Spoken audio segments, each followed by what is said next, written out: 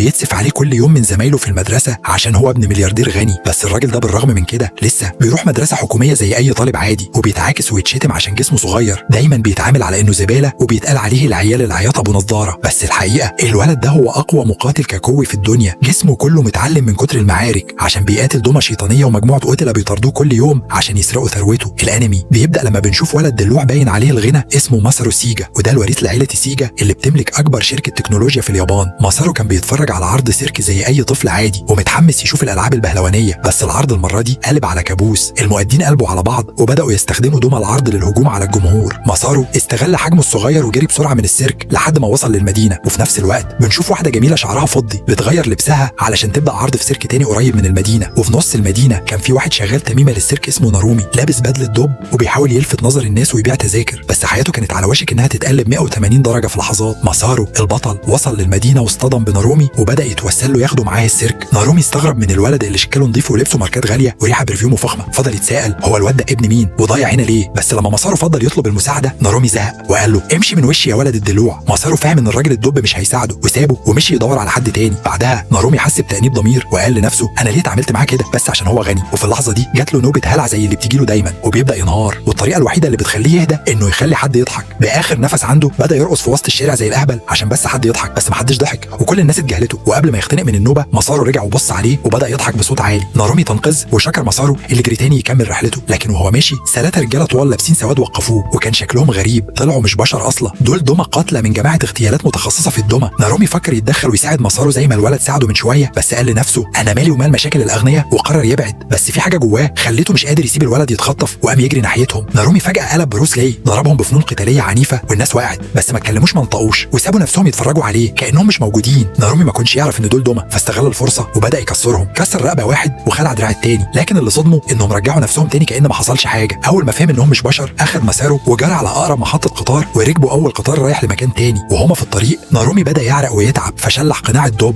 وده اول مره مساره يشوف وشه الحقيقي. مساره بصله وقال له انت شكلك تحت القناع اوحش بمراحل. وساعتها وبعد ما نارومي انقذ الولد بيزعق له ويقول له انت مجنون ازاي تجري لوحدك وتخليهم يمسكوك، لكن مساره يردوا عليه ويسالوا هما الدومه دي عايزاني ليه اصلا. بس نارومي فجاه تجيله نوبه تانيه ويفضل يصرخ ويتشنج والولد لازم يضحك عليه علشان يهدى، والحمد لله مساره ضحك من حركاته الغريبه والنوبه وقفت. وبعد ما الدنيا هديت مساره بيعرفه بنفسه وبيقول له انا ابن صاحب اغنى شركه تكنولوجيا وعربيات في اليابان اسمها سيجا جروب، وبيحكي له ان من ساعه ما ابوه مات الدومه الغريبه دي ما سابتهوش بتطارده في كل مكان. ساعتها نارومي بدا يربط الخيوط وفهم ان الدومه دي عايزه ترث الولد لان مفيش حد من العيله فاضل غيره وهم عايزين يستولوا على الفلوس والميراث. نارومي ساله طب ابوك مات ازاي؟ فمساره قال له كان سايق عربيته وفجاه حصلت حادثه، ولما الشرطه فحصت العربيه لقوا دميه ماشيه مستخبيه جوه العجل. وبيفتكر مساره ان جده قال وهو صغير ان كل رجاله عيله سيجا كان عندهم هوس بصناعه نوع خاص من الدمى اسمها كراكوري بتتحرك زي البني ادمين وبتقدر تعمل حاجات مستحيله. والشركه في الاول ما كانتش بتصنع عربيات ولا كمبيوترات، كانت بتصنع دمى للسيرك، علشان كده عندهم عبقريه في الهندسه. وقال له كمان ان لو ابوه مات مساره هيبقى الوريث الوحيد ولازم ياخد شنطه معينه ويجري بيها على اقرب سيرك ويدور على واحد اسمه شيروجار. نارومي سال مين ده شيروجار؟ مساره قال له معرفش بس جدي قال لي هقابله في السيرك وهو الوحيد اللي هيقدر يساعدني. ساعتها نارومي فهم ليه الولد كان بيترجاه يدخل السيرك، بس رغم كده قال له يا عم اتصل بالبوليس بدل ما تجري ورا خيال مآتة. وفجاه تظهر دميه جديده جوه القطر وتبدا تهاجم نارومي وتحاول تخلص عليه، بس نارومي ما استسلمش ووقف زي البطل بيحمي مساره بكل قوته. وفي لحظه مجنونه دميه تانيه وقفت قدام القطر والسواق حاول يوقف القطر فجاه بس معرفش، القطر خرج عن القضبان وبدا يتقلب. مساره بدا يعيط ويتصرف زي عيل مدلل، فنارومي اداله بالقلم وقال له فوق انت وريث مليارات ما ينفعش تبقى ضعيف كده، ما تخليش شويه خشب ينهوا تاريخ عيلتك. ونارومي بعد ما ساب مساره جوه القطر رجع بكل قوته ومسك دميه القاتل دي وخبطها في الازاز بقوه. الاتنين طاروا بره القطر ووقعوا وسط الركام اللي طلع جنب سيرك تاني، وبمجرد ما القطر واقف مساره نزل، لكن فجاه دميه جديده طلعت من الهواء كانها شبح. الولد اتخض وبدا يجري، بس افتكر كلام نارومي انت دلوقتي الراجل الوحيد اللي باقي من عيله سيجا ولازم تحمي اسمهم، فشد حيله ورفع حجر ملوش اي قيمه ورماه على الدميه الخارقه دي كانه هيأذيها بحاجه. وفي اللحظه دي بص حواليه ولاحظ انهم جنب سيرك فصرخ باعلى صوته شرار، وفجاه اضواء السيرك نورت وظهرت واحده جامده كده شفناها قبل كده في بدايه الانمي وهي بتلبس لبس مشدود زياده عن اللزوم، ودي طلعت شيراجار. شيراجار نطت بحركه اكروباتيه خرافيه ونزلت قدام الولد زي الابطال وقالت له انا هنا علشان احميك يا سيدي. فتحت الشنطه الغريبه اللي كانت جد مديها له وطلعت منها دميه خاصه جدا من عيله سيجا اسمها ارلي كوين، بس بلاش تتلخبط بينها وبين هارلي كوين بتاعه باتمان، دي ممكن تطلع لك من الشاشه وتفنشك. شيراجار استخدمت الدميه الاسطوريه دي في قتال جامد جدا ضد دميه العدو، وكانت بتتحكم فيها كانها بوكيمون اسطوري او كارت تراب نادر من يوجي. بعد ما خلصت على الدميه راحت تطمن على مساره، لكنه سالها انت مين وازاي معاكي دميه جدي؟ فقالت له انا بنت الخدامه اللي كانت شغاله في فيلا العيله في فرنسا، وابوك وعدني ان لو حصلوا حاجه ابقى حارسك طول عمرك. وفي اللحظه دي نارومي رجع بعد ما كان طايح في الارض من كتر الضرب، ولما شاف شيراجار دخ في جمالها وكان هيقلب طور الدبدوب العاشق، بس قبل ما يقول اي حاجه شيراجار افتكرته من الاعداء وهجمت عليه بارلي كوين. نارومي حاول يشرح بس البنت ما سمعتش ولا كلمه، هجمت عليه بكل قوتها، ولما ماسارو شافهم بيتخانقوا دخل بينهم واتضرب في النص بالغلط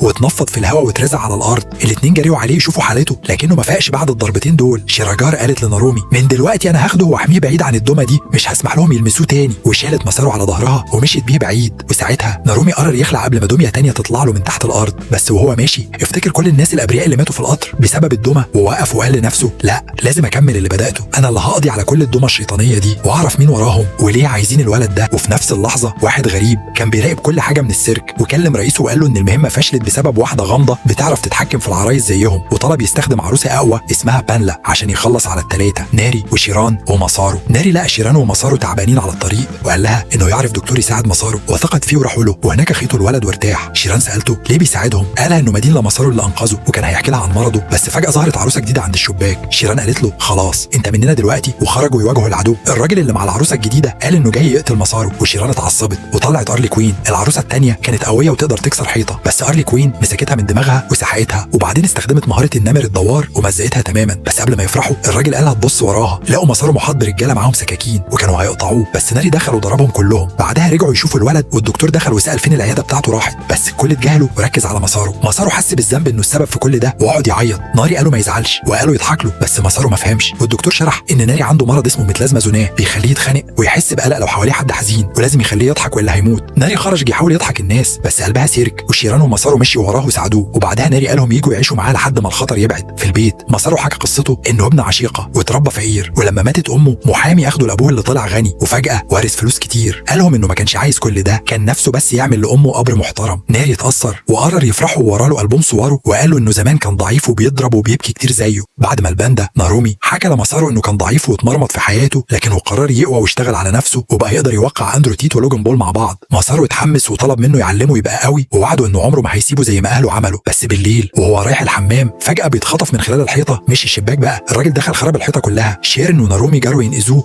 بس شيرين نسيت تجيب ارلي كان واتضربت زي اي NPC، ونارومي هو كمان اتكمن عليه واتهزم. الخاطفين ركبوا فان وهربوا وكان نارومي هيتصل بالبوليس، بس وقتها ظهرت عربيه سوداء ونزل منها اريو وعرف نفسه انه من فريق القتل شغلته يخلص على الولد. والمفاجاه ان في فريق تاني الخطف شغالين مع عيله سيجا اللي عايزين يتبنوا ماسارو، وطبعا كله عشان الفلوس. لو عايزين يرجعوا الولد لازم يروحوا لقصر العيله اللي مليان عرايس قاتله ومتحكمين فيهم محترفين مستنيين اي حد يدخل عشان يعملوا معاهم معركه بوكيمون زي العيال اللي بيستوقفوك في العاب بوكيمون. اتفقوا انهم يتعاونوا مؤقتا وفعلا راحوا يهجموا على القصر. اريو ورجالته حطوا قنابل موقوته في المكان كله، ونارومي دخل يضرب في NPCs يمين وشمال، وبعد رجاله اريو دخلوا وبدات المعركه الكبرى. عند البوابه الرئيسيه واحد حاول يفتحها فاتفرم. شيرين قالت مش فاضيه الكلام ده، دخلت بارليكان وكسرت الباب والعروسه في نفس الوقت. ماسارو فوق صحي على سرير شيك ولا عارف ايه اللي بيحصل، لقى عمه زنجي بيقول له عايز يتبناه يعني يسرق فلوسه، بس ماسارو فاهم اللعبه بدري واداه رفسه في النسل وهرب. دخل اوضه قديمه لقى فيها مذكرات ابوه وعارف ان ابوه كان بيستغله عشان يخلي عائلات العرايس يقتلوا بعض. زنجي لقاه وابتدى يضرب فيه زي ياميتشا لما سيل ضربه. في نفس الوقت نارومي وشيرن دخلوا مع اريو واتفرقوا جوه القصر، بس نارومي وشيرن وقعوا في فخ واتزحلقوا في نفق عميق. نارومي حمى حبيبته واتصاب جامد وفي المقابل اخذ منها قصتها. زنجي اخذ ماسارو على اوضه المراقبه عشان يوري له ان اصحابه ماتوا،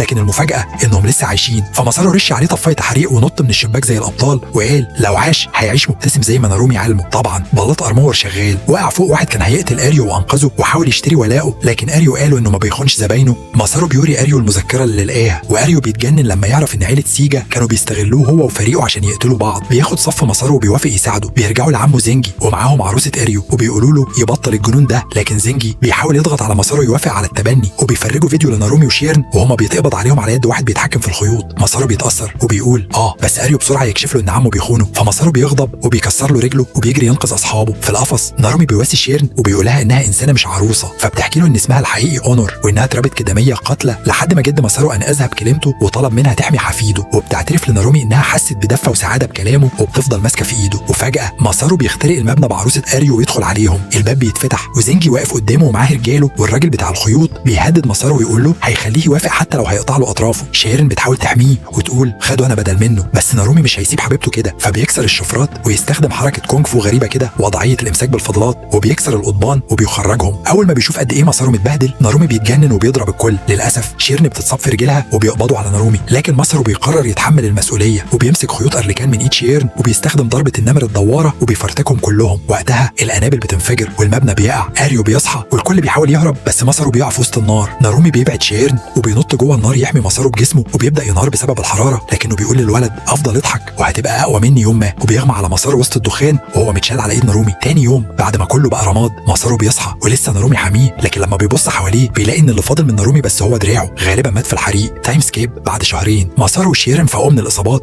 ومساره بقى هو رئيس عيله سيجا. رجعوا المدرسه وشيرن سابت السيرك وبقت خدامه في بيت مساره، بس لسه مفتقدين نارومي جدا. شيرن مش قادره تضحك تاني وحاسه بالذنب عشان ما قدرتش تساعده. مساره كمان رجع المدرسه والعيال اللي كانوا بيتنمروا عليه بيحاولوا يتريقوا تاني، لكنه المره دي ما بيدافعش ولا بيعيط، بيضحك زي شانكس كده. في لحظه بيزقوه وبندانه راسه بتقع وبيبان تحتها جروح بشعه. مساره بيقلع التيشيرت وبيكشف عن جروحه والخياطات اللي ماليه جسمه، وبيقول انه ما بقاش يهتم بالتنمر لانه واجه ناس بيقتلوا من غير ما يرمشوا، وانه عايز يعيش حياته مبتسم زي الراجل اللي انقذه. بعد المدرسه بياخد شيرن لسيرك متهالك في المدينه وبيقولها تنضم ليهم يمكن تلاقي سعادتها تاني. وفي نفس الوقت في امريكا بنشوف راجل فرنسي شعره فضي اسمه جاي بيعتني بنارومي في مستشفى. جاي شغال مع ست اسمها لوسيل وهي نفس الست اللي شيرن كانت بتفتكرها من ذكريات طفولتها. بيطلع ان جاي كان في اليابان في مهمه، ولما لقى نارومي في المبنى المتفحم اخده لامريكا وعالجه في مركز طبي بيرعى اكتر من 2000 طفل مصابين بمتلازمه زوبا. جاي كمان عمل لنارومي دراع صناعي زي بتاع العرايس وساعده يتعافى بسرعه باستخدام دواء خاص. نارومي فقد الذاكره ومش فاكر هو مين ولا ازاي وصل هناك، فجاي بيديله رخصه السواقه وبيقول له لقيناه فين. بعدها نارومي بيبدا يساعد الاطفال في المركز وبيحاول يفرحهم، بس في يوم بيكتشف ان الدكاتره هناك مدمنين مخدرات، وبيشوف جاي وهو بيحقق مع طفل كانه مجرم بينفجر فيه وبيساله ايه اللي بيحصل. فجاي بيقول له الحقيقه مفيش علاج للزوبا غير ماده اسمها اكوايد اخترعها خيميائي من زمان ومحدش عارف يعملها تاني، وبيشرح له مراحل الزوبا. اول مرحله احساس بالاختناق والقلق، تاني مرحله امراض قاتله زي الايدز ومعظم الناس بيموتوا هنا، تالت مرحله بتخليك خالد بس مشلول للابد. وبيكتشف ان المرض ده بينتشر عن طريق مجموعه من العرايس الآلية اسمهم سيرك الليل، اعداء البشريه ولازم يتم القضاء عليهم قبل ما يدمروا العالم كله. نارومي بيتصدم ويتعصب وبيقسم يحمي الاطفال دول باي ثمن. جاي بيقول انه انقذه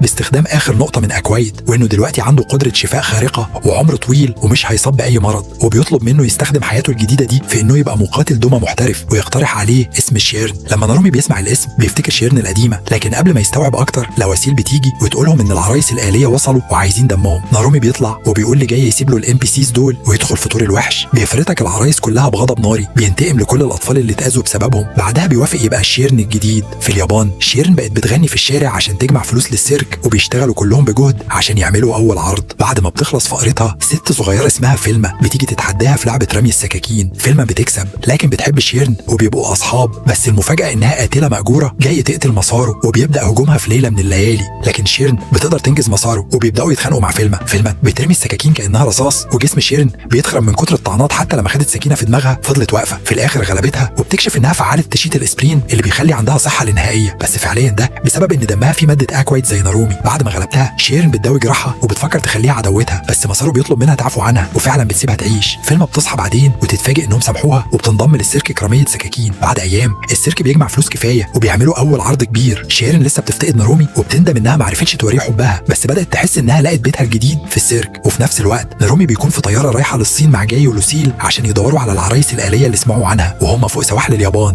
الطياره بتتخطف من شويه عرايس آلية بيقتلوا الطيارين وناويين يفجروا الطياره، بس نارومي والباقي بيحاولوا يوقفوهم. العرايس بياخدوا الركاب رهائن وبيقولوا لنارومي كل ضربه تاخدها هنكسر صباع من صوابع جاي. نارومي بيوافق وفعلا بيهزمهم، لكن بيضرب 7 مرات، يعني جاي فاضل له 3 صوابع. لكن جاي كعادته بيقولها ولا يهمني وبيطلع دميته اولمب وبيزودها بصواريخ وبيطير بيها من الطياره عشان يقتل العرايس الانتحاريه. في الاخر بيقدروا يهبطوا الطياره قرب شاطئ اليابان في نفس الوقت اللي مساره والسيرك بيعملوا فيه عرضهم. فجاه واحده من العرايس بتهاجم مساره، لكن شورجان بتضحي بنفسها وتنقذه. العروسه تشرب دم شورجان بالغلط وتحس انها اتسممت، لكن نارومي بيظهر فجاه وبيفجرها، بيسند على كتف مساره ثم يختفي في الدخان وساب الكل متلخبط. هو لسه عايش؟ راح فين؟ نارومي بيرجع على الصين مع لوسيل وبيسيبه جاي يتفكر في سبب غبائه لما وافق على تحدي صوابعه. شيرن بتلاقي جاي وبيطلع هو معلمها القديم اللي علمها فن تحريك الدمى، بياخدوه ويعالجوه من غير اي اسئله. في الليل مساره بيصحى من كابوس وبيقرر يبدا رحله يدور فيها على سبب ترك قبول الثروه كلها ليه وايه حكايه كل اللي حصل ده. في نفس الوقت نارومي بيروح قريه معلم الكونج فو بتاعه ويقابل بنته بتقول له ان ابوها اتصاب بمتلازمه الزوبا وخرج يدور على نبع الحياه عشان يشرب منه ويتعافى. نارومي بيطلع مع البنت ولوسيل وفعلا بيلاقوا الراجل قاعد على حجر جنب النبع. نارومي بيحكي له كل اللي حصل والراجل بيقول له انه كمان عنده قصه، بيحكي له انه من عيله اسمها باي واجداده زمان هم اللي اخترعوا العرايس والاكوايد وحتى متلازمه الزوبا، وبيقول انهم شربوا اخر نقطه مركزه جدا من الاكوايد. بنرجع للماضي. في الصين القديمه كان في اخين يين وجين سافروا براغ علشان يتعلموا الكيمياء. جين حب بنت اسمها فرانسن وكانت جميله جدا وفقيره وبتضحي بنفسها علشان تطعم اللاجئين اللي عايشه معاهم. يين كمان حبها واتجوزها، بس جين غضب وخطفها واتجوزها غصب وراح قريه اسمها كويبرون. ين فضل يدور عليهم 9 سنين لحد ما لقاهم. بعد شويه مصالحات اكتشف ان فرانسين مريضه والقريه حبسوها. حاول ين يخترع علاج وفعلا عمل حجر صنع الاكوا، لكن القرويين خافوا من المرض وحرقوها وساب ين الحجر ومشي. ين من ناحيه تانية اخترع عروسه اوتوماتون تشبه فرانسين تماما بس ما عندهاش مشاعر. فضل يعمل عرايس تانية علشان يخليها تضحك وفشل، فاختلق مرض الزوبة كنوع من الانتقام. في الاخر خنق الدميه ومشي، بس المرض انتشر. الدميه دي ما ماتتش وفضلت تصنع اوتوماتونات وتدور على حاجه تكملها. بعدين جه راجل عجوز ورمى الحجر في البير علشان يصنع اكواويات تعالج الناس، وقابل لوسيل وطلب منها توزع الميه دي على اللي عايزين ينتقموا من الاوتوماتونات، وبعدين رمى نفسه في البير علشان يحافظ على الحجر. لوسيل بقت اول محاربه تستلم العروسه ارليكان وتبدا رحلتها، والناس سموهم شيراني تيمنا بيان اللي كان عنده شعر ابيض. نرجع للحاضر. نارومي بيسال نفسه يا ترى ايه اللي حصل للاخ الاصغر جين، وفجاه بيظهر بنتالون واحد من الاربع آليين الاسطوريين وبيقول ان محدش يعرف راح فين بعد ما ساب القريه، لكنه دلوقتي بيخدم ليدي فرانسين وعايش بس عشان يشوفها بتضحك. ساعتها المعلم القديم بتاع الكونغ فو بيتريق عليه ويخليه يقرب، وفجاه يفجره بصندوق ديناميت كان محطوط تحتيه. بس لوسيل بيلاحظ ان كلب شيران شم ريحه بنتالون، وده معناه انه غالبا لسه هيعيش. ومن هنا بيعرفوا مكان سيرك الليل وبيطلبوا من كل شيران او الانضمام للمعركه الاخيره في الصحراء. شيران او دوا البشر سابقين اتعدلوا ميكانيكيا علشان يقاتلوا من غير عرايس، ولما بيجتمعوا قدام السيرك يقرروا اغبى قرار ممكن. بدل ما يهجموا كلهم يختاروا نظام مبارزات فرديه والفايز ياخد كل حاجه. بيختاروا لوسيل وفاتاما وروكنفيلد وتامباباتي وتور ونارومي، وبنت معلم الكونغ فو مينجيا بتصمم تشارك كمان. وفعلا واحده من الآليين القدامى بتقبل التحدي. واحد من شيران او اسمه زيد بيجري زي زيد منز في الجيمز ويكسر شويه آليين، بس بعدين يخسر قدام آلي على شكل ميري جو راوند، وساعتها نارومي بيقول دول جايين ينتحروا ولا ايه، فيدخل بنفسه ويفرم الآلي زي الوحش. بعد شويه بيهجموا آليين تانيين على فاتيما ومينجيا لكنهم بيغلبوهم ويفوزوا بالجوله. بعد كده بيتنقلوا لمرحله تانيه فيها بابين، واحد ورا فرانسين والتاني في مفاجاه من شاكو. شيران او معاهم بيطلع اوضه علاج وبيقول لمينجيا وفاتيما يرتاحوا والباقي يتقسموا فارق ويروحوا يدوروا على فرانسين. لوسيل بيفضل معاهم يدور على طريقه تانيه يدخل بيها. في الوقت ده اريو بيكون عايش حياته المرفهه لحد ما ايرين يدخل اوضته وبيقول له انه جاي يخلي حياته ممتعه تاني. اريو بيوافق وبيرجع قريته ياخد سلاحه ويطير على صحراء السهره مكان السيرك. في الطريق بيكتشف ان مرض زابا سببه حشرات آلية صغيره، وانك لو شربت دم حد شرب عفيد ممكن تبقى عندك مناعه. نارومي في الناحيه الثانيه بينزل سلم طويل يوصل لاوضه وراها فرانسين، لكن دوتور بيطلع له على الشاشه وبيقول له ان المكان ده فيه جدران شائكه وكل 3 دقائق هتنهار حته من الارض. عندهم 18 دقيقه قبل ما الجدران تفرمهم ولازم يتقاتلوا، واللي يفضل منهم 2 هم اللي هيعدوا. نارومي على طول بيغامي لينا الآلية البارده اللي معاهم وبيقول للتنين التانيين يتحركوا. هو بيواجه جدران ويكسر الشوك كله بنفسه، بس ده بيزود عدد الثقوب في جسمه بشكل خطير. وبعد ما لينا تفوق تساعده يتسلق الحيطه ويخرجوا مع بعض قبل ما المكان ينهار. بعد ما نارومي بيكسر الحيطه وبيعدي بيقابل 2 من شيران، لكن يلاقوا 2 غيرهم ميتين على الارض. نارومي بيسالهم اذا كانوا هم اللي قتلوهم، لكنهم بيشاوروا قدامهم على مئات الآليين اللي واقفين ورا بعض ومعاهم رشاشات وبيقولوا دول ما عجبهمش هزارنا. فجاه واحد من شيران بيتقدم لوحده وبيفرم كل العرايس، وساعتها بيسيبوا التانيين يكملوا طريقهم. في نفس الوقت الحيطه ورا نارومي بتتكسر وبيظهر وراها جهاز سحق عملاق جاهز يهرسه، بس شيران اللي معاه بيطلب منه يستحمل 5 دقائق وبيضحي بحياته عشان يوقف التروس ويمنع السحق قبل ما يموت. بيحكي قصته الحزينه لنارومي، بس الراوي بيقرر يطنش القصه ويكمل على طول. نارومي بعد كده بيوصل اخيرا لارض السيرك وبيتجمع مع باقي الشيران هناك. بيظهروا الاربع آليين الاسطوريين بنتالوني دوتور كولين وارلينو، ومعاهم عروسه فرانسين قاعده على العرش من فوق. بره الشيران بيتقاتلوا مع جيش هائل من الآليين الرخيصه، عددهم كبير جدا والفرق في العدد بيخلي الموقف صعب جدا عليهم. نارومي بيبدا يطلع السلالم ناحيه فرانسين وجسمه كله مليان ثقوب كانه مصفى. الشيران التاني بيحاول يوقف الآليين الكبار ويشغلهم، بس ارلينو بيفلت وبيجري ورا نارومي. لينا بتحاول توقفه بس بيضربها ضربه واحده تطيرها. ارلينو بيوقف قدام نارومي ويقول له انه ضعيف. نارومي بيحاول يضربه لكن بيقع بسبب النزيف الشديد. الشيران التاني يحاول ينقذه لكن الآليين بيهجموا عليه ويفنشوه، وبعدين ينادوا على باقي العرايس من جوه علشان يخلصوا على الكل. الموقف بيبقى ميؤوس منه لحد ما فجاه لوسيل بتدخل مع فاتيما مينجيا اريو وباقي الشيران، وبتخرج عروسه معاها كانت مخبيه واللي جابها لها اريو. العروسه دي نسخه من بنتها المتوفيه انكلينا اللي كانت شبه فرانسين جدا. بسبب الشبه ده بتقدر تدي اوامر للاربع آليين الكبار وتقول لهم يركعوا ليها. بعدها بتتريق على دوتور اللي كانت شايله له غله وبتخليه ينفجر لوحده لما يعصي امرها، بس قبل ما يموت بيلحق يضرب لوسيل ويوجعها ويموت هو كمان. فاتيما ومعاها دكتور شيران بياخدوا نارومي لغرفه العلاج، لكن بسبب الدم الكتير اللي فقده قوه الخلود اللي كانت فيه من اكوايد بتبدا تخلص وجسمه يبدا يتحجر ويتحول لحجر. بره المعركه لسه شغاله والآليين الصغيرين لسه بيتحركوا لان ولائهم لفرانسين ضعيف. الدكتور يضطر يستبدل اطراف نارومي الحجريه باجزاء من عرايس اصحابه اللي ماتوا. وفي عالم تاني لوسيل بتديه دفعه اخيره عشان يرجع وينقذ العالم. في نفس الوقت كولين بتقوم من تاني وبتفهم ان الاوامر اللي جات لها كانت من عروسه مزيفه مش فرانسين الحقيقيه. واحد من الشيران بيقرر يواجهها وبيستخدم عروسه على شكل تعبان يحقن دمه فيها، والدم بيخليها تتحلل لانها اتفاعلت مع اكوايد اللي فيه، وبعدها عمليه انقاذ نارومي بتخلص. في اللحظه اللي فيها الدكتور بيتحول لحجر ويتفتت بيقول ان دلوقتي الدور على نارومي يصحى لوحده. وفي الناحيه الثانيه بنتالون بيكسر دميه انكلينا وبيفك نفسه وارلينو من سيطره الاوامر وبيطلعوا فوق يعتذروا لدميه فرانسين علشان اتخدعوا. فجأة فاطمة بتظهر قدامهم ومعاها العروسة بتاعتها، فارلينو بيقرر يخلص عليها بضربة واحدة، بس لحسن حظها كانت لابسة كاب السحر وقدرت تعيش ب1 HP بس. بانتالون بيقرر يخلص عليها، بس في اللحظة دي نارومي بيصحى بقوة جديدة وبيطير ناحيته، وبأطرافه الميكانيكية بيعملوا كومبو بوكسات يسار يميني وبيطيروا من الوجود. فاطمة بتسلم الروح بسبب حروق الضرر المستمر. ارلينو بيقف قدامه كأنه الزعيم الأخير، بس نارومي بيخلص عليه بضربة واحدة برضه ويقول له بمنتهى البرود انه مش مهم للسيناريو اصلا، وبيكمل طريقه. بيروح لفرانسيندوميا وبيستعد يدمرها، بيطلب منها توقف ومتلازمة زوبا، بس هي بتقوله انها مش الدمية الحقيقية وانها مجرد نسخة اتعملت سنة 1900 وان الحقيقية هي اللي تعرف توقف المتلازمة. نارومي بيفقد اعصابه ويدمرها برضه، وبعدها بيتسأل يعمل ايه بعد كده. نرجع لليابان. شيران بتحكي مع تشاي عن نارومي وبتقول انها كانت عايزة تحميه، بس هو بيقولها ان احيانا انك تسيب حد يعيش تجربته بحرية دي اسمى درجات الحب. بعدين بيدخل البيت وهي بتقرر تمشي وراه، واثناء ما هي ماشية بتتعرض لهجوم من قبضة فيها شفرات، والدخان بينقشع علشان نكتشف ان المهاجم هو نارومي نفسه. بيقولها انها هي الدمية الحقيقية لفرانسين، وانه عرف ده من واحد اسمه فو، يعني اهبل بالفرنساوي، واللي كان شيران قديم وبقى راجل اعمال علشان يدعم لوسيل في حربه ضد الاليين. شيران بتقول له لا، فو مش معناها اهبل، دي معناها هخدعك، وبتقول له انها ليونور البنت اللي علمها تبتسم. نارومي بيرد انه ما يعرفش حد بالاسم ده وبيهاجم عليها، بس هي بترفض انه يتجاهل وجودها وبتفضل تحكي له عن نفسها، وفي الاخر بتقول له لو عايز ياخد راسها يتفضل، بس هي صادقه. نارومي بيروح يخلص عليها، بس قبل الضربه بيشوف لمحه من ذكرياته قبل ما يفقد الذاكره وبيهرب بدل ما يقتلها. وفي الوقت ده مسارو بيروح للبيت القديم بتاعه علشان يعرف هو مين وليه ابوه ساب كل ثروته لطفل غير شرعي. بيوصل للبيت المحروق وبيقابل البستاني اللي بيقول له انه كان مستنيه بقاله 30 سنه، وبيديه صندوق من الاب فيه جواب ومفتاح. مازارو بيقرا الجواب وبيعرف ان ابوه طلب منه يدخل اوضه معينه في القبو. بيدخل ويشتغل تسجيل صوتي بنكتشف فيه المفاجاه. ابوه سادايوشي هو في الحقيقه اوروتشيمارو، ايوه شبه بتاع ناروتو، ورباه طول حياته علشان يستولي على جسمه، وركب له شريحه في دماغه تنقل ذكرياته لجسم مسارو لما يموت،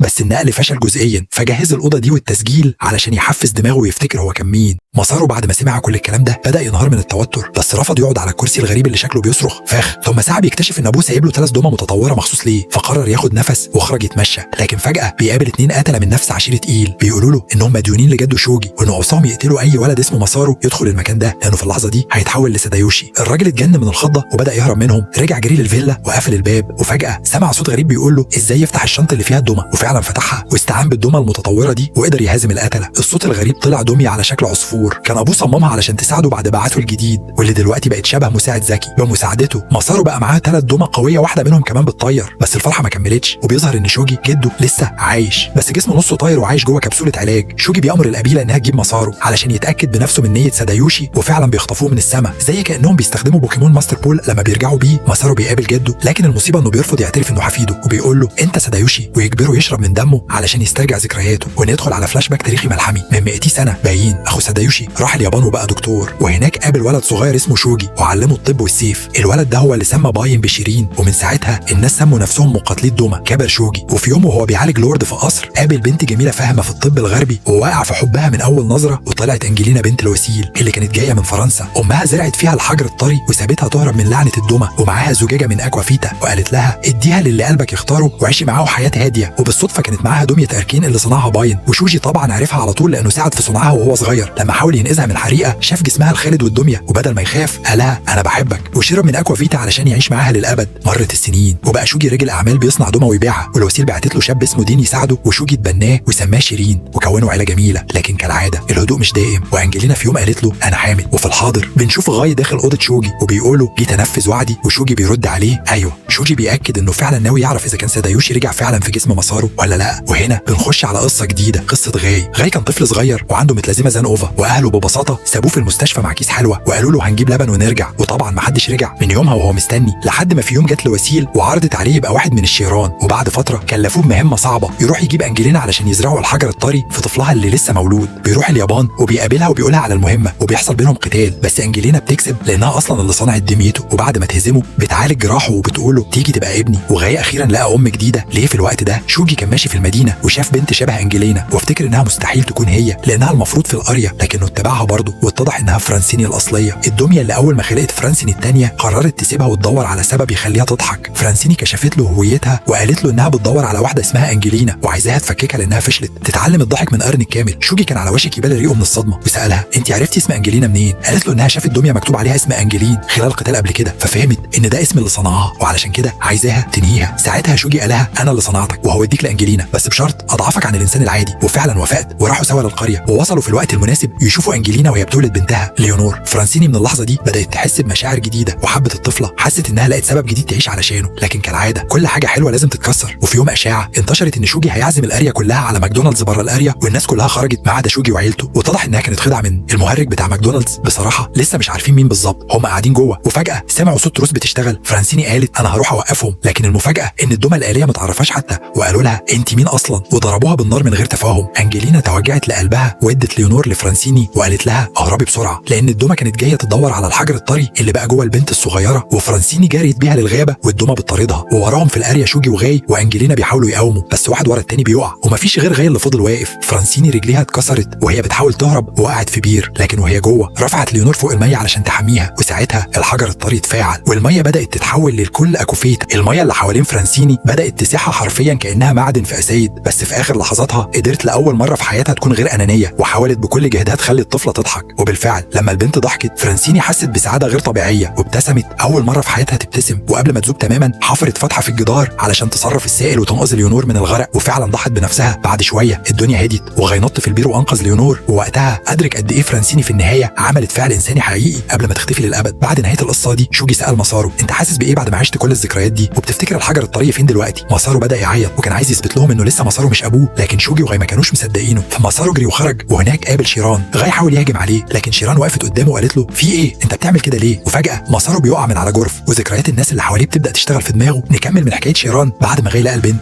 رجعها لشوجي واتفقوا انهم يخبوا وجودها، وقالوا ان جسم انجلينا اختفى مع الحجر، وان ليونور بنت لقيطه غاي لقاها، وغاي ربى البنت وعلمها تكون شيران قويه. وبعد فتره شوجي طلب يشوفها تاني بشكل رسمي عن طريق لوسيل، ولما شافها اكتشف انها مكسوره تماما، بتفتكر نفسها دميه وبتفتكره هو كمان كانها شافته قبل كده، وهو مستغرب جدا. لما اتكلم مع غاي الاثنين استنتجوا ان الشخص الوحيد اللي ممكن ينتحل اسم شوجي ويتلاعب بالناس هو سادايوشي ابنه المتبني. بس ليه سوشي يعمل كده؟ شوجي فضل ساكت عن الموضوع لسنين لحد ما في يوم سوشي جه وقال له انا خلفت طفل وهصرف على الام عشان تربيه، وبعدها سلموا نفس المذكره اللي مسارو لقاها في البيت اللي اتحرق. شوجي خاف جدا من اللي بقى عليه سوشي وقرر ينقذ حفيده وراح يقابل بنته تاني، وده هو اللقاء اللي شيران كانت فاكرها في طفولتها. وفي يوم تاني سوشي كلمه من قريه كوجا وقال له ان في انتشار لمرض زابا، ولو عايز ينقذ الناس لازم يجي لوحده من غير ما يبلغ حد. شوجي صدقه وراح، وهناك حصلت الكارثه. سوشي قالوا انه عايز يجرب نظريه تحميل الوعي البشري على ابنه مسارو، وكان ناوي يخلي نفسه يعيش جوه جسم مسارو ويتحكم في حياته كانه دميه حقيقيه. يعني ببساطه سوشي قرر يبقى مدار الحقيقي ويسيطر على حياه اهله بالتبني وعلى بنتهم الوحيده، عشان في النهايه تكرس حياتها لمسارو، وهدفه يبقى غني ووسيم وعنده عيله مثاليه. كل ده بسرقه جسم مسارو، بس خطته ما اكتملتش لان شوجي ظهر في اللحظه الاخيره وهاجمه وهو بيحمل وعيه جوه الطفل وقطع العمليه في النص، وبعدها مسكه ونط بيه في حوض مليان حمض كبريتيك علشان يتخلص منه تماما. بس الغريب شوجي نجا تاني، بس المره دي مش زي الاول، نص راجل حرفيا. بعد ما الذكريات خلصت مسارو فاق واتكلم مع شوجي، وبعد كل اللي حصل واحد من الجمهور بيقوم وبيقول ان في نقطه ناقصه في القصه، ودي هي ايه اللي حصل لبنجين، وبيفاجئهم ان هو نفسه بنجين، وبيقول انه حاول يرجع فرانسين للحياه عن طريق اذابه شعرها في ماده خاصه وخلى واحده تشربها، لكن لما حس انه كبر في السن خطف ولد من قريه قريبه ونقل وعيه لجسمه علشان يرجع شاب تاني. بعدها راح يدور على شعر فرانسين لانه الجزء الوحيد الحقيقي اللي استخدمه في صناعه الدميه، لكنه قابل بنت صغيره اسمها انشيلينا وقرر يعيش جنبها، لكن الحظ بيخونه تاني لما يعرف ان فرانسين اتجوزت واحد ياباني. في اللحظه دي بيقرر ينتقم وراح ليهم باسم دين وانتحل شخصيه ابنهم بالتبني سوشي، وبالاضافه لده هو كمان كان الشيران بدون وجه اللي اخترع شيرانه، ودلوقتي راجع علشان ياخد مساره. وفعلا هازم جاي وكل المحركين في القاعه وخطف شيران وطار بيها على منطاد وقال لمساره هنلعب لعبه، لو قدرت تسترجع شيران هتعيش معاها في سعاده، ولو خسرت انا هاخد جسمك وعيش بيه. مساره بيرجع المبنى يلاقي جده بيسلم الروح ويتحول لحجر بعد ما قالوا شويه كلام يرفع معنوياته. بعدها بيتعاون مع جاي وباقي المحركين، لكن فجاه الناس العاديين اللي في المكان بيبداوا يقعوا واحد ورا التاني، وجاي بيقول دي متلازمه الزنوفا. وفي اللحظه دي التلفزيون بيشتغل وبيظهر بنجين اللي بقى اسمه دلوقتي دي اس، وبيقول ان نهايه البشريه قربت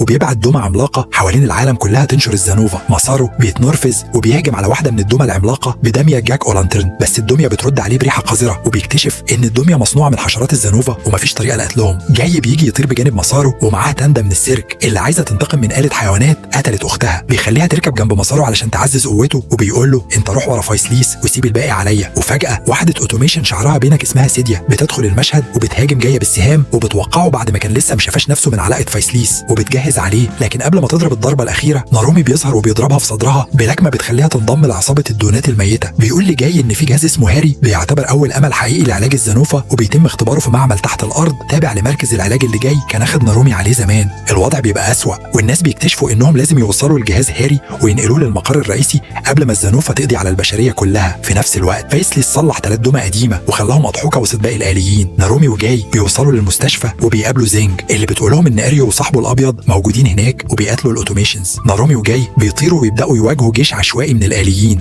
اما زينج فبتدخل المعهد مع طفل من النزلاء اسمه توم. جوه بيقابلوا اوتوماتون اسمه جامبلر جونز، وبيبدا يتحدى زينج في العاب قمار زي قلب العمله والروليت، وبتخسر في الكل وبيخليها تلبس لبس مهرج. بس في الاخر بتكسب قلب العمله وبتضربه بوكس قاتل يخليه ينفجر لما دمها اللي فيه طاقه الشراجي يختلط بيه. في نفس الوقت الثلاث دمه القديمه بيروحوا يدوا اكل لإليونور، ولما يشوفوها بيفتكروها بفرانسين القديمه وبيغنوا لها. لكن فايسليس بيامرهم يروحوا يدمروا جهاز هاري، وبيتم اختيار بنطلوني للمهمه. اريو وصاحبه الشيران بينقذوا ممرضه وعيال من جوه، والشيران بيفصل علشان يواجه اوتوماتون قوي، واريو بيهرب لكن يقابل بنطلوني اللي بيقرر يسيبه علشان يفرح إليونور. لكن اريو بيتشجع غلط وبيقرر يواجهه وبيطعن ويتثبت في دميته كانه سحليه. في النهايه بيراهن بكل حاجه عنده ويحقن بنطلوني بشويه دم في ماده الاكوايد من صاحبه الابيض، وفعلا بيشل ايده. بنطلوني بيهاجم تاني لكنه بيخلي الهجوم يفوت متعمد بسبب كلام إليونور اللي لسه مؤثر فيه، وبيسيب اريو يهرب. في الناحيه الثانيه صاحبه الابيض تشورش بيقاتل آلي معمول بنفس شكله لكنه اقوى بكتير. تشورش بيتبهدل بس بقوه الصداقه والدعاء المستجاب بينتصر عليه، بس بيدفع الثمن بحياته الآلية، وبيودع صاحبه اريو في لحظه حزينه جدا. في الوقت ده شويه دمه بيخشوا اوضه الاطفال وعايزين يحولوهم لملائكه، بس نارومي بيطلع فجاه زي بطل انمي قديم ويفرمهم كونج فو. بعد ما يخلص عليهم بيسال الممرضه على هاري وبتقول له انه في البدروم والدرج وراها هو الطريق. في البدروم حوالين هاري العلماء بيشرحوا انه بيطلع موجه مغناطيسيه بتعطل الاوتوميشنز المصابه بفيروس الزانوفا، بس للاسف الشحنات بتخلص والموجه بتحصر اكتر واكتر، وفي 2 آليين واقفين مستنيين الفرصه عشان يحولوا العلماء لسلطه. نارومي وزينج بيوصلوا للمكان بس بيلاقوا ان الدمى خلصوا على كل الباحثين، بيفترقوا وكل واحد يواجه آلي. نارومي بيخلص على خصمه بسرعه لكن زينج تواجه وحش اسمه بلومو مقاوم للكونغ فو والكاي وبيطير دراعها في لحظه. نارومي بيغضب ويدخل المعركه مكانها لكن غبائه بيخليه يستخدم نفس الهجمات اللي ملهاش لازمه ضد بلومو. بس بعد شويه حوار داخلي توكنو جيتسو ذاتي بيفتكر ان اطرافه الآلية معموله من دمى اصحابه اللي ماتوا، وبيجمع طاقته ويكسر نواه بلومو بضربه خارقه. في الوقت ده جاي بيحارب بره لوحده جيش كامل من الدمى وبيقاوم بكل قوته لكن بيبدا ينهار، وفجاه بنطلوني بيظهر كالبطل الحقيقي وبيقرر يقاتل بجانب البشر علشان يسعد إليونور. في نفس اللحظه ايو بيخترق المبنى بدميه مدربه وينقذ الاطفال زينج نارومي وبيامن جهاز هاري. بعدها نارومي بيلم جاي وبينقذ بنطلوني كمان وبيحطهم كلهم على القطر اللي راجع للمقر الرئيسي. وفي الناحيه الثانيه ماسارو بيطارد فايسليس على منطاد لكن بيتصدى له آلي اسمه هارلي كوين وبيقع قرب دير في فرنسا. هناك بيقابل فال بتحرس إليونور لكن قبل ما يدخل آلية ترويض الكاميرا بتظهر وتقول انها هتتولى القتال وتخليه يعدي. جوه كولين بتقابله ولسه محتاره في امر إليونور اللي قالت ما تقتلش البشر، فبتختبر ماسارو سؤاله ليه عايز ينقذها. ماسارو بيستخدم سحر الحوارات بتاعه وبيقنعها تسيبه، لكن بيتفاجئوا بظهور اندرويدات نسخه من الشيران القدامى صنعهم فايسليس. الاندرويدات بتهاجم كولين وبيقولوا انها خائنه لكن ماسارو بينقذها وبيشجعها بكلامه. بيتقرروا يهربوا سوا لمكان سري، وهناك كولين بتشرح ان الشيران والاندرويدز كانوا بشر محفوظين في كبسولات وتم تحميل عقولهم في اجسام آلية، وبيلاقوا نفسهم في غرفه فيها الاجساد الاصليه، فبيبداوا يحاولوا يصحوهم لكن الاندرويدات بتدخل عليهم تاني وبتبدا معركه جديده وبيتم القبض عليهم في الاخر. فجاه الكبسولات بتفتح والاندرويدز بيشوفوا اجسامهم الحقيقيه القديمه وبيفقدوا عقلهم من الصدمه. بيقرروا يخلصوا على نفسهم بدل ما يقبلوا شكلهم العجز ده، وبعد ما الوضع بيهدى ماسارو بيشكر كولين وبيجري على فايسليس اللي كان مستنيه. في الناحيه الثانيه تاماندا بتحارب وحش الترويض الآلي، وبمعنى تحارب يعني كانت بتجري زي الفرخه، بس فجاه بتدخل قاعه ضخمه وبيجي ارلينو ينقذها. بتشكره بابتسامه خفيفه تخليه يحس بحاجه غريبه جواه ويسيبها تكمل جري، وفي الاخر بتقع في حفره مليانه كاميرات متوحشه شكلها النهايه، لكن لا بتفتكر انها شخصيه رئيسيه وبتفعل قدره الاسطوره وبتسيطر على الكاميرات زي ما يكون عندها الهاكي الملكي، وبتخليهم يدعسوا الوحش اللي كان بيطاردها ويمسحوا بيه الارض. في نفس الوقت فايسليس بيخلي ارلينو ياخد إليونور في جوله في المقر وهي فرحانه كانها فازت برياضه جديده في المدرسه، بس بعدها بيطلب منها تدخل اوضته ويحبسها على الكرسي ويوريها لقطات فيها ماسارو وتاماندا في خطر، فبتستسلم على طول. بعدين بياخدها ويخرج معاها ومعاه اقوى دماغه عشان يواجه ماسارو ويطلب منه يسلم جسمه. اول ما بيتقابلوا آلي ماسارو المخلص الجريفون بيلاقي ارليكوين في الدير وبيجيبه للمعركه. فايسليس بيامر ارليكوين ياخد إليونور بعيد وبيبعت 3 دمى اقوياء ديامانتينا الكابتن جرازيانو وبرييلا عشان يقبضوا على ماسارو. ماسارو بيحاول يقاوم معاهم هو وارليكوين بس بيتفوقوا عليه، وديامانتينا كانت على وشك تسحق ارليكوين لكن كولين بتدخل وبتصد الضربه. بتقول لماسارو يركز في المعركه وهي هتواجه ديامانتينا. وفي الجهه الثانيه تاماندا بتدخل اوضه فيها صاروخ شكله جاي من سبيس اكس وبتقول مين العبقري اللي صممه. ساعتها ارلينو بيظهر وبيقول لها ان ده جزء من خطه فايسليس اللي ناوي يطير بإليونور لمحطه فضاء مخطوفه بفضل فيروس الزوبه. نارومي في الوقت ده بيوصل لفو وبيساله هتاخد قد ايه عشان تنتج الجهاز ده بكميات، فهو بيرد عليه 3 سنين على الاقل. نارومي بيقول له كده كتير وبيقرر يروح بنفسه للدير في فرنسا وينهي القصه. في ساحه القتال تاماندا بتقتحم المكان ومعاها جيشها من الحيوانات المشوهه وبتواجه الدميتين التانيين، وبتسيب ماسارو يركز على فايسليس اللي بيبدا يجري على الصاروخ. ماسارو بيلحقه وارلينو كمان بيدخل المعركه ضده وضد دماه. فايسليس بيوري ماسارو جهاز نقل الدماغ وبيقول له العمليه دي مش هتاخد اكتر من 10 دقايق وهسيطر على دماغك وهخلي جسمك يدمر جسمي القديم قدام إليونور وبعدين اطير بيها على المحطه الفضائيه. وفي اللحظه دي العد التنازلي لانطلاق الصاروخ بيبدا.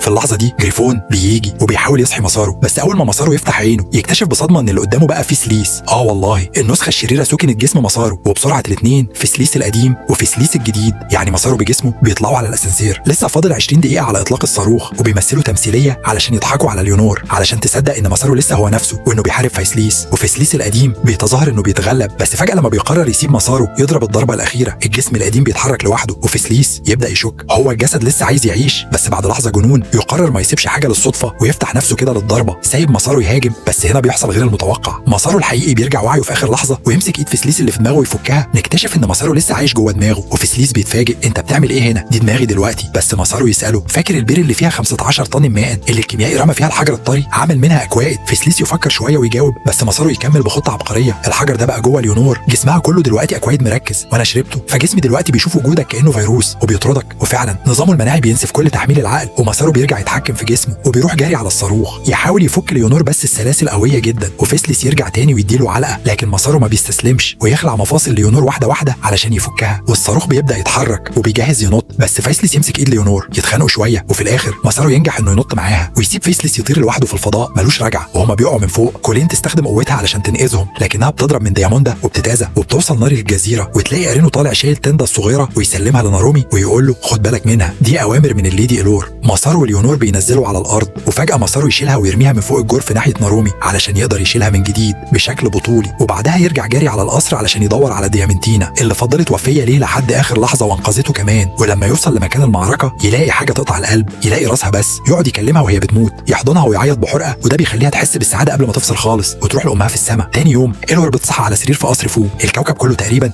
ما بقاش في ناس كتير مش مصابين بمتلازمه زوفا، الباقيين هم شويه ناجين من المصحه والمختبر وناس السيرك، ومنهم تندا والباقي. نارومي لسه فاقد جزء من ذاكرته ولسه بيكره إلور وبيشوفها السبب في كل اللي حصل، بياخدها عند فو علشان يعمل سكان على ذاكرتها ويتاكد انها مش دميه فرانسينا اللي رجعت للحياه. بس بالرغم من كده بالون وارينو لسه شايفينها القائده بتاعتهم الجديده، وده بيخلي الناس تشك فيها اكتر. ناس زي زيمانج وناري بيكرهوها، خصوصا ان بالون قتلت ابو ناري، وناري مش قادره تسامحها ولا تقبل ان إلور تاخد نارومي منها. لكن لما نتيجه فحص الذاكره بتطلع بيتاكدوا انها مش الدميه واسمها بيتنضف، بس ده ما يمنعش ان نارومي وزيمينج لسه بيكرهوها ومش قابلينها خالص. بعد كده في ليله من الليالي جاي بياخد الزيمينج لمكان سري تحت الارض في خزان المياه الرئيسي، وهناك تكتشف ان إلور واقفه جواه وبتاذي نفسها علشان تخلط دمها المليان بالاكواد مع الميه، وده بيخلي الميه تشفي الناس وتحميهم من الزوفه. اللحظه دي بتغير نظرتها لإلور تماما. الليله اللي بعدها جاي بيتحدى نارومي في معركه رهان علشان يضمن انه ما يأذيش إلور بعد ما هو يختفي، لانه خلاص فاضله وقت قليل، وبيوريه بطنه اللي بدات تتحجر. في اخر القتال بيسالوا عن مشاعره الحقيقيه ناحيتها، ونارومي مش بيعرف يعبر، بس جاي بيفهم انه بيحبها بس متلخبط. بعد كده الكل بيتجمع في اوضه فوق، واللي بيعرض عليهم اخر رساله وصلت من فسليس. الرساله كانت صدمه، فسليس نقل وعيه لجسم جديد وشاب، وهو دلوقتي في محطه الفضاء واخد السيطره على العالم كله. بيقول في الرساله انه زعلان لانه معرفش يخلي إلور مراته، وعلشان كده قرر يدمر العالم كله، وعندهم بس اسبوعين قبل ما كل مرضى الزوفا يتحولوا رسميا لمكان آلية اكيد. فو بيقترح خطه خطيره، يروحوا محطه الفضاء مع هاري ويخلوا المحطه تطلق موجات تقضي على الايكيد في العالم كله. الخطه مجنونه، بس هي الفرصه الوحيده المتاحه للبشريه. يبداوا يجهزوا للمهمه. جاي يقرر يفضل على الارض ويأخر الاعداء علشان يديهم وقت للهرب بطيارات الهليكوبتر، بينما يطلع نارومي إلور وناس السيرك على روسيا بالصاروخ ومعاهم هاري. تاني يوم الكل يبدا المهمه ويسيبوا القصر، ويبدا جاي يقاتل الماكينات اللي جايين يمسحوا البشريه، يقاوم لحد اللحظه الاخيره. وفجاه مسارو يدخل القصر وينقذه قبل ما ينهزم. جاي يقول له امشي، انقذ البشريه، ومسارو بعينه مليانه دموع يودعه ويجري. بعد تضحيه جاي بنفسه وتفجيره للقصر عشان يدمر اكتر من 3000 من الاوتوميشنز، لسه في شويه منهم فضلوا وعايشين، وبداوا يطاردوا القطار اللي عليه مسارو وباقي الفرقه. الاوتوميشنز بيوصلوا للنفق وبيهجموا على القطار، ومسارو بيحاول يصدهم وهو راكب على جاك او لانترن. في الوقت ده هاجم 2 من الاوتوميشنز عربات القطار من قدام، والماستر امر نارومي واليونور يروحوا للعربيه الاولى، وخلى بالون واريلينو في العربيه الثانيه والباقي في الثالثه عشان يقللوا الخطر لو اتهاجموا. فيلمان بتتصدر الاوتوميشن اللي معاه رشاش، بتطلع فوق سقف القطار وبتضرب عليه نار من رشاش تاني، لكن انفجار كبير بيرميها وبيخليها دايخه، وبتفتكر اخوها الصغير اللي كانت عايزه تنقذه من زوفا. بتطلع سكاكينها وتحاول تحارب، لكن الاوتوميشن التاني الراجل بيضربها جامد، وهي فاكره انها هتموت. مسارو بيظهر وياخد الاوتوميشن التاني بعيد. وقتها فيلمان باخر طاقتها بترمي سكينه فيها دم اليونور من اول لقاء بينهم، وبتصيب الاوتوميشن في دماغه فبينفجر في سائل ابيض. بس قبل ما يموت بيرمي سكينه بتصيب فيلمان وبتوقعها من الاطار. مسارو مش بيلحق ينقذها، وبيفضل يبكي في القطار وهو بيحكي للناس عن تضحيتها، وبيقول انه لازم يدي اليونور مخيا ارلكين، بس الجماعه بيوقفوه وبيقولوا له انهم شافوا ذكرياتها وانها للمره الاولى كانت سعيده فعلا مع نارومي، فهم شايفين انها تستحق تكون معاه. مسارو بيسال اذا كان نارومي فعلا حي، وبيردوا عليه بنعم، وبيقولوا له انه مع اليونور في اول عربيه، فبيجري رايح لهم، بس بيتوقف في العربيه الثانيه من الاوتوميشنز اللي بيقولوا له لو فعلا بتفكر في سعادتها كمل، ولو لا ارجع. مسارو بيفتكر كلامه القديم لما قال انه عايز النارومي ينهض بيها من جديد، فبيقرر يبعد وبينام بهدوء. والقطار لسه قدامه 60 ساعه عشان يوصل لروسيا، مكان اطلاق المكوك للفضاء. وفي اللحظه دي نارومي بيكشف انه افتكر شويه من ذكرياته، بس بيقول انها مش هتغير حاجه لانه رايح الفضاء يواجه فايسليس ويوقف زوفا، وغالبا مش هيرجع حي. وبيقول ان رجوع ذكرياته مش هيسعد حد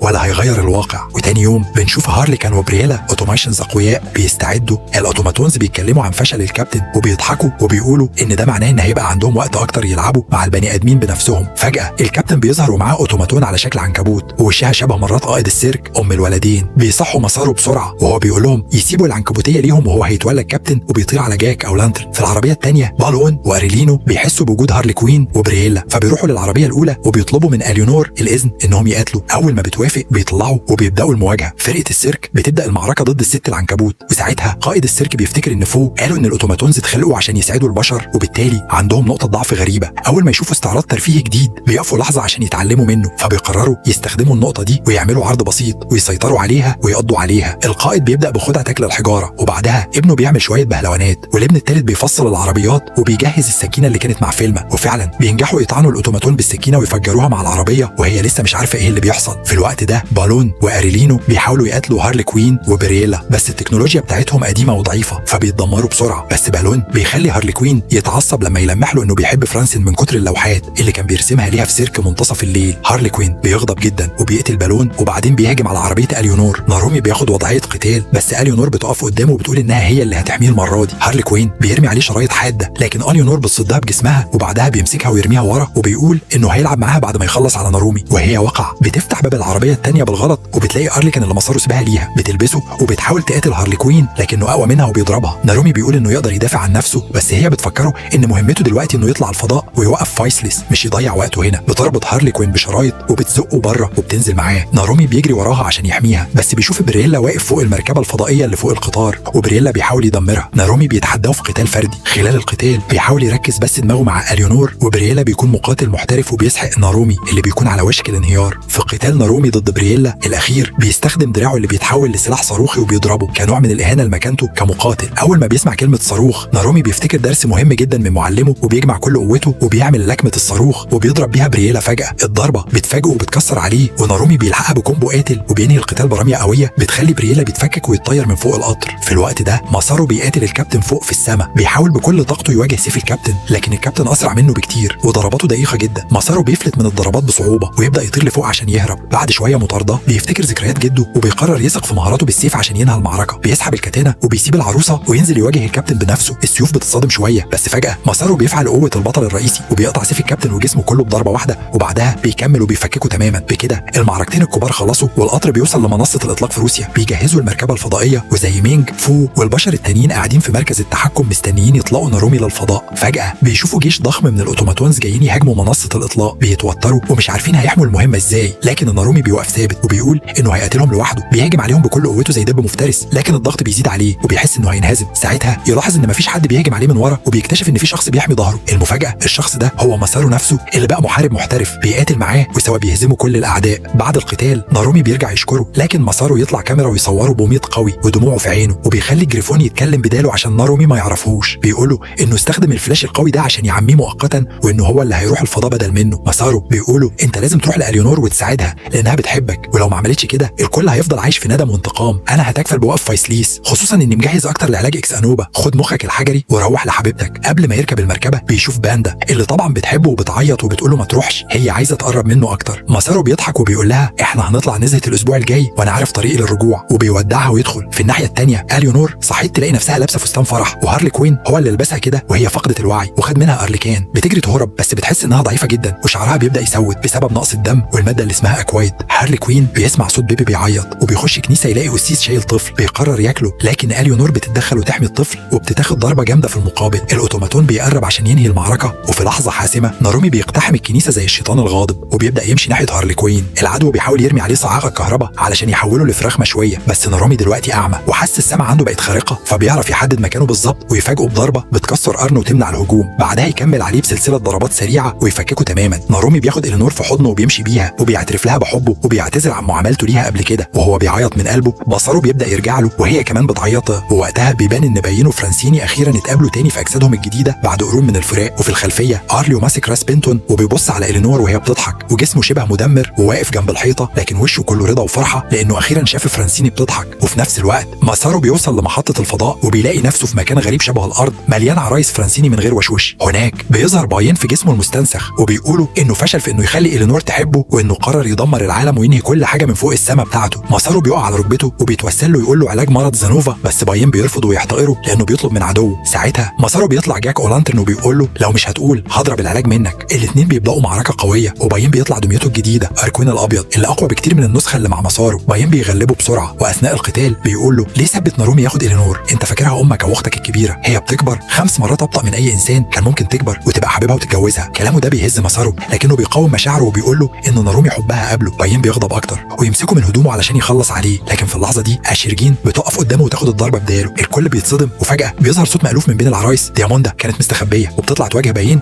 وبتقول له انها جت علشان تساله بنفسها انت بتحبني ولا كنت بتستغلني كأداة؟ باين بيبص لها ببرود ويقول له ايوه انا بحبك. جريفون بيهمس لماسارو يلا بينا نهرب، بس ماسارو بيرفض لانه لسه محتاج يعرف العلاج. دياموندا بتطلع دباديب متفجره وبتقول محدش هيتحرك الا لما اقول، وبتطلب من باين يعترف قدام الكل انه بيحبها اكتر من فرانسيني الحقيقيه. لكن باين بيرد بكل برود انا حر احب اللي انا عايزه، وبعدها بيفككها هي كمان. لكن دياموندا وهي بتتبخر من الغدر بتطعن باين في بطنه وتفجر الدبدوب اللي معاها. الانفجار بيهز محطه الفضاء كلها وبتبدا تسقط ناحيه الارض. المصيبه مسار السقوط طالع ناحيه المكان اللي فيه ليونور ونارومي. باين بيبتسم ابتسامه شريره وبيقول تمام كده هاخدها معايا. ماسارو بيرجع يتوسل له من تاني وبيساله ازاي يقدر يغير اتجاه المحطه قبل ما تقع. باين بقى زهقان وبيقول لمساعده شاك بي تي يجاوبه. الروبوت بيقول له انهم مش يقدروا لان المحركات اتدمرت. ماسارو بيقول انه هيخرج يصلحها بنفسه، لكن باين بيرد عليه ده هياخد 3 ساعات بس علشان تلبس البدله واحنا فاضلنا اقل من 45 دقيقه قبل ما نتحطم. بس ماسارو بيرفض يستسلم، وهنا باين بيتاثر وبيفتكر طفولته مع اخوه الاكبر وبيقرر يساعده. بيستخدموا جاك اولانترن وبيصلحوا المحركات وبيحولوا اتجاه السقوط ناحيه البحر. وقتها باين بيقول له سر علاج زانوفا، كل اللي محتاجينه ان صوت ليونور يوصل للعالم وهي بتغني. لما يسمعوها الاوتوميشنز اللي عندهم المرض هيبداوا يشافوا الناس بدل ما يؤذوهم. الرساله بتوصل للارض وبيبداوا فعلا يشغلوا صوتها وكل الناس بيبداوا يتعافوا. ماسارو بيطلب من باين يركب معاه كبسوله النجاه، لكن باين بيرفض وبيقول له الافضل ان انا وكل الاوتوميشنز نختفي من الارض، انت روح لوحدك. وفعلا ماسارو بينجو والبشريه كلها بتتسيفد والعالم بيبدا يتعافى. وبعد 6 سنوات نارومي وليونور بقوا متجوزين وبيلفوا العالم مع سيرك متنقل. ماسارو لابس بدله دب وبيسوق للسيرك زي ما كان بيحلم يعمل زي مثله الاعلى نارومي. وكده تكون قصه سيرك كاكر خلصت.